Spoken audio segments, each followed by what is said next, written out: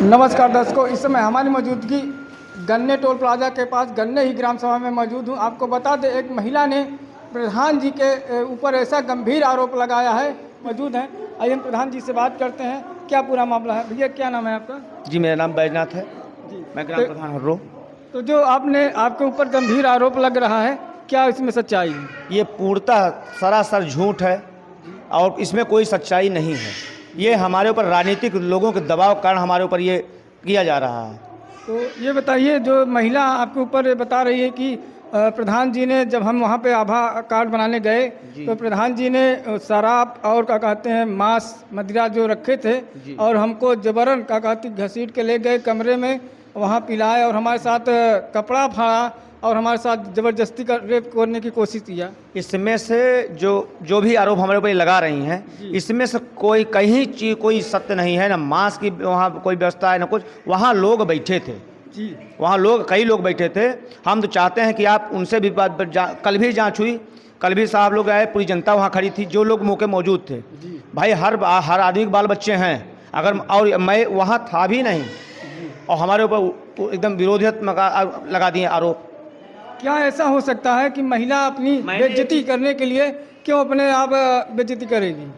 उनका वो चौकी पे भी जा कहीं प्रधान नहीं थे जी 5 तारीख को ये बता रही हैं कि प्रधान भी थे जी, लेकिन वीडियो में साफ साफ दिखाई दे रहा है, महिला बोल रही है आशा जो कि हमारे साथ प्रधान भी साथ थे। जी, वहाँ हम थे ही नहीं। वो जो आरोप लगा रहे हैं सारा चीज़ मिथ्या है। और मैं विनम्र निवेदन करता हूँ कि अगर महिलाएं हैं तो उनसे ये निवेदन चाहता हूँ कि ऐसा आरोप किसी के ऊपर न लगाएं जिसके पूरा परिवार नष्ट हो जाए। तो ये बताइए प्रधान जी, ऐसे में कौन प्रधान बच पाएगा? ये बताइए प्रधान जी, क्या आपसे विवाद था जो कि महिला के आपको ऊपर आरोप गलत लगा रही है? विवाद कुछ नहीं है। मैंने उनसे एक ही बात कही थी कि आशा जी, आप एक माने कि 2 पद लेकर के आप कार्य कर रही हैं। एक आशा कार्यकर्त्री भी हैं और ग्राम पंचायत सदस्य भी हैं। अच्छा, 2 पद लिए हैं? 2 पद लिए। 2 पद ऐसे कैसे हो सकता है? ये झूठ बोल करके कि हम माने कि ग्राम पंचायत सदस्य नहीं है, ये आशा का पद लिए हैं जी। और इन्होंने अधीक्षक साहब के भी आरोप लगाया। क्या लगाए हैं? कि 500 रुपया लेकर तब हमको तनख्वाह देते हैं। अधीक्षक कम खाते हैं क्या? स्वास्थ्य विभाग के अधीक्षक साहब? जी, अधीक्षक साहब को इन्होंने आरोप लगाया, जबकि अधीक्षक साहब ने स्वयं मेरे फ़ोन से मैंने उनको सूचना दी कि हमारे स्वास्थ्य केंद्र नारीवारी में महिलाएं जब डिलीवरी के लिए आशाएं ले जाती हैं तो ये आशाओं का दायित्व बनता है ना कि वहाँ गरीब आदमी से पैसा नहीं दिलवाया जाए। मैंने कौन सा गलत बोल दिया? यही बात उनको कड़वी लगी। मैंने अधीक्षक साहब से फ़ोन करके बात किया कि अधीक्षक साहब, ये जो आशाएं बहनें हैं ये डिलीवरी कराने के लिए वहाँ ले जाती हैं, 1400 रुपया आपके गवर्नमेंट के हाथ मिलता है लाभार्थी को और 2000 रुपया वहाँ जमा कराया जाता है। ये कहाँ का न्याय है सर? जिसके पास 2000 रुपया ना उसकी डिलीवरी ना हो। तो ये बताइए, आप क्या कहना चाहते हैं, आप क्या न्याय लेना चाहते हैं? ये सरासर यही कहना चाहता हूँ कि जितनी भी हमारे ऊपर आरोप लग रहे हैं ये सरासर निराधार हैं। इनमें कोई सत्यता नहीं है। ये राजनीतिक पर्पज को है पाखंड बनाते हुए हमारे ऊपर थोपा जा रहा है, हमको मेंटली डिस्टर्ब करने के लिए, ताकि मैं कार्य न कर पाऊँ गाँव में और मैं डिस्टर्ब रहूँ। मतलब ये चाहती है कि विकास न हो? ये चाहती हैं विकास न हो। ये दूसरे पर जो हमारे विरोधी दल हैं उनसे मिल करके ये माने कि सब कुछ कर रही हैं। अच्छा, मिली हुई है? हाँ, ये पक्का है मिली हुई हैं, क्योंकि मैं इनकी बोली भाषा से ये लगता है लोगों के बीच में जहाँ ये जाती हैं, ये आशा का कार्य कम, राजनीति ज़्यादा करती हैं गाँव में। अच्छा, ये इसके गांव में इसका क्या आचरण है, आप कुछ बता सकते हैं? आचरण के बारे में हमसे ना बुलवाइए तो ठीक ही है।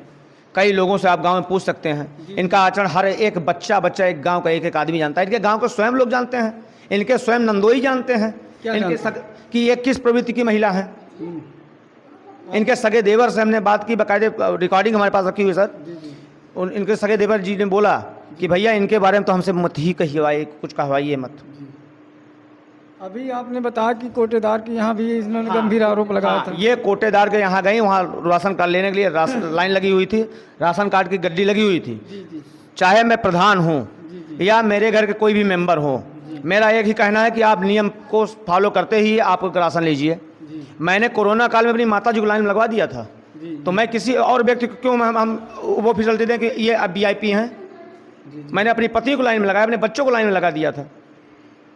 क्या ये चाहती हैं कि आप इस वर्ग के होकर प्रधान न हो या कोई और मामला हो सकता है? कुल मिलाकर के इनकी व्यवस्था ये है कि हम बढ़िया काम कर रहे हैं, लोग हमसे जुड़ते जा रहे हैं और जो हमारे विरोधी दल हैं, जो विरोधी प्रतिद्वंदी हैं, जो राजनीतिक पर जुड़े हैं गांव की राजनीति से, वो लोग चाहते हैं कि इसका वर्चस्व बनने न पाए। किसी न किसी इसकी छवि धूमिल करते हुए जनता के बीच में ये फैलाया जाए कि ये ऐसा व्यक्ति है जिससे हमारी छवि खराब हो। अगर मान लीजिए आपका जो वीडियो वायरल हुआ, जो आशा जी कह महिला जो कह रही है कि अगर हकीकत हो गया तो आप क्या कहेंगे? अगर हकीकत जांच करा ली जाए, स्पष्ट जांच करा ली जाए, कल भी जांच हुई है, इंस्पेक्टर साहब ने खुद स्वतः संज्ञान लेते हुए, सीओ साहब स्वतः संज्ञान लेते हुए नए 2 दरोगा जी को भेजे जो हमारे क्षेत्र में नहीं हैं, भेजे, बाकायदे जांच किए। जांच करने के दौरान सभी पब्लिक ने बाकायदे बाइट उनको वीडियो में बोला है कि प्रधान जी, कोई उसने प्रधान जी यहाँ थे भी नहीं, उस महिला ने पानी की जगह उठा कर सोडा पी लिया था। मान लीजिए अगर निरीक्षण में आपको पता चलता है, आपको जांच में निकलता है कि आपने वो आशा महिला को आपने उसका कपड़ा फाड़ा, तो आप क्या कहेंगे? मैं अगर जांच में अगर निष्पक्ष जांच हो जाए, अगर मैं कहना चाहता हूं कि अगर जांच हो जाए, मैं दोषी पाया जाता हूं, तो मुझको बेशक हमारे पर दंडात्मक कार्रवाई करते हुए उनको जेल भेज दिया जाए। और अगर नहीं हूं तो वही दशा तो फिर उनकी भी होनी चाहिए ना।